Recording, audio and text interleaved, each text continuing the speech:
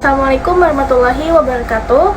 Perkenalkan, nama saya Viva Nurfadi Algunen dari Fakultas Ilmu Pendidikan, Prodi Pendidikan Ekonomi Malam A.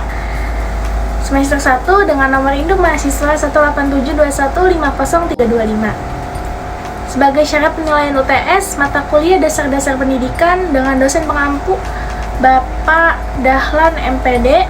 Di sini saya akan menjelaskan beberapa materi. Jadi simak. Jadi pembahasan dalam video ini ada aliran-aliran dalam pendidikan, gerakan-gerakan baru dalam pendidikan, serta aliran pokok pendidikan di Indonesia. Pembahasan pertama, aliran-aliran dalam pendidikan. Yang pertama ada teori empirisme dari John Locke tahun 1704 sampai dengan 1932. Jadi dari kata empiri yang berarti pengalaman, aliran empirisme ini menyatakan bahwa perkembangan seorang individu akan ditentukan oleh pengalaman-pengalaman selama perkembangan individu tersebut. Nah, pendidikan ini termasuk pada pengertian pengalaman seorang individu.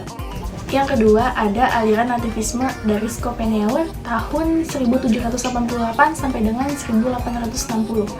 Dari kata nati yang artinya terlahir, aliran nativisme ini menyatakan bahwa perkembangan individu ditentukan oleh faktor keturunan atau bawaan sejak lahir. Jadi nativisme ini percaya bahwa jika anak mempunyai bakat jahat, maka ia akan menjadi jahat. Tapi jika sang anak mempunyai bakat baik, ia akan menjadi baik. Yang ketiga, ada teori atau aliran konvergensi oleh William Stern dari tahun 1871 sampai dengan 1939. Jadi aliran konvergensi ini mengemukakan bahwa pembawaan dan lingkungan mempunyai peran penting dalam perkembangan individu. Aliran ini berpendapat bahwa anak telah memiliki pembawaan yang baik sejak lahir ke dunia. Yang keempat, ada aliran naturalisme oleh J.J. Rousseau dari tahun 1712 sampai dengan 1778.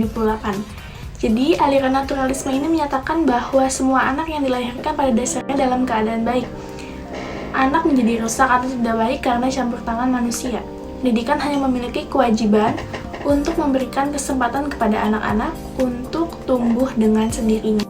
Pembahasan selanjutnya yaitu mengenai gerakan-gerakan baru dalam pendidikan. Yang pertama ada pembelajaran alam sekitar.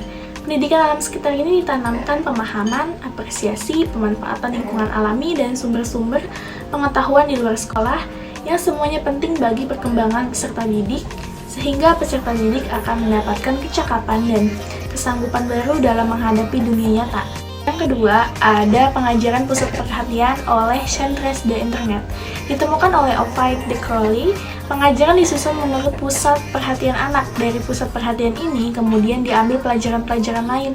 Dalam pengajaran ini, anak selalu bekerja sendiri tanpa ditolong atau dilayani.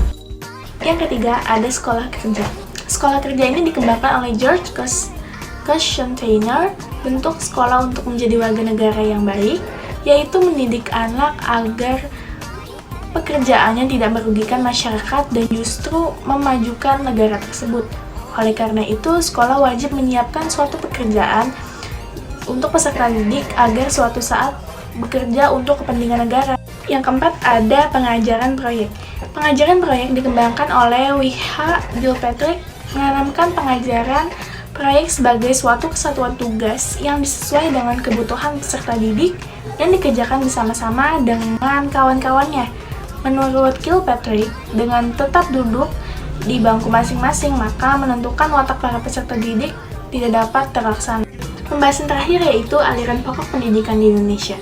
Aliran pokok pendidikan di Indonesia mengacu pada Taman Siswa INS, singkatan dari Indonesia's Netherlands School. Taman Siswa yang didirikan pada tanggal 3 Juli 1922 oleh Ki Hajar Dewantara memiliki 4 asas. Yang pertama, asas merdeka, asas kebudayaan, asas kerakyatan, dan asas kekuatan sendiri. Taman Siswa juga memiliki dasar-dasar pendidikan yang disebut juga sebagai Pancadharma. Yang pertama ada kemanusiaan, cinta kasih sesama makhluk ciptaan Tuhan. Yang kedua ada kodrat hidup. Yang ketiga ada kebangsaan, yang keempat ada kebudayaan, dan yang terakhir ada kemerdekaan atau kebebasan. Ki Hajar Dewantara juga memberikan semboyan kepada pendidik, yaitu Ingarsa Sungtuludo, yang artinya Memberikan teladan kepada peserta didik ketika berada di depan, ing madya mangunkarsa, yang artinya membangun semangat kepada peserta didik ketika berada di tengah. Tuturi handayani, yang artinya mengarahkan peserta didik agar tidak salah bertindak ketika berada di belakang. Sekian video presentasi dari saya, kurang lebihnya mohon maaf. Wabillahi taufiq wal hidayah. Wassalamualaikum warahmatullahi wabarakatuh.